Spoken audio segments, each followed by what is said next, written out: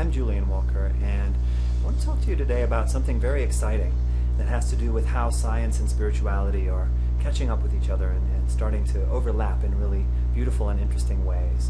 There's a concept that has just been around for the last 10 years or so called neuroplasticity. And neuroplasticity refers to our discovery in science that the brain is actually much more changeable than we've thought for the last several hundred years. Really, just in the last 10 years, we've realized that not only the function but also the structure of the brain is transformed by experience. And so through my studies on neuroplasticity and my work as a yoga teacher and mind-body healer, I've come up with what I call the 3 principles of transformational neuroplasticity. Principle number 1 is consistency. So anytime you want to create change in your life, and specifically in your brain and how you respond to your life, you have to consistently engage in some kind of practice that connects you to the positive change that you want to create. So consistency is step number 1.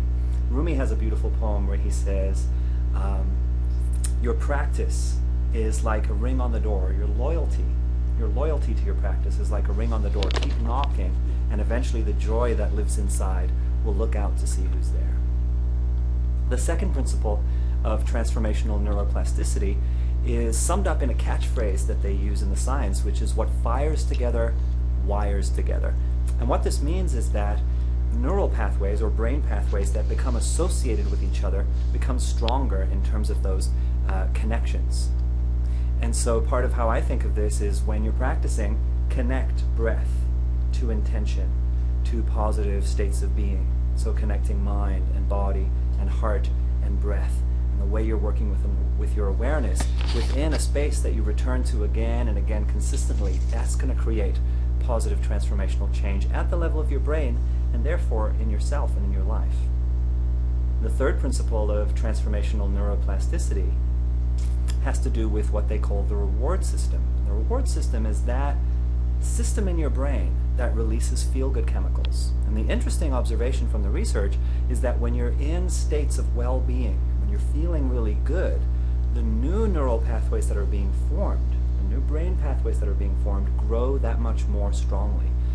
So if you can bring yourself into positive states of being while you're doing transformational work, it helps your whole system, and especially your brain, to transform more effectively.